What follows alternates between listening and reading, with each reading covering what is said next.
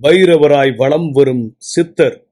இந்த சித்தருக்கு வழிபாடு பண்ணும் பொழுது பைரவர் வடிவில் தான் இருப்பதை உணர்த்துறாரு. அப்படியேப்பட்ட ஒரு சித்தர் இருக்காரு. பைரவரா ஒவ்வொரு முறையும் பூஜை பண்ணும் பொழுது இந்த பைரவர் குலைப்பது உண்டா. இவரையும் ஒரு சித்தராக தான் பார்க்குறாங்க. பொதுவாக சித்தர்கள் எப்படின்னா, ஒன்று அணிலா வருவாங்க, இல்லை பாம்பா வருவாங்க, இல்லாட்டி எறும்பா வருவாங்க, சில நேரத்தில் பைரவராக வருவாங்க. பைரவர்கள் கூட ஒரு வகையான சித்தர்கள் அப்படின்றாங்க. எல்லா பைரவரும் ஒரே மாதிரி இருக்கிறதில்ல. இந்த பைரவருக்கு, இந்த சித்தருக்கு என்னென்னைக்கெல்லாம் பூஜை பண்ணுறாங்களோ அன்னைக்கு மட்டும் இவர் தன் இருப்பதை உணர வைப்பார். ஒருவேளை ஐயாவுடைய சீடராக கூட இருக்கலாம். இப்படி விசித்திரமான சில சித்தர்கள் பைரவர்களாக காட்சியளிப்பதற்கு வாய்ப்பு இருக்கு.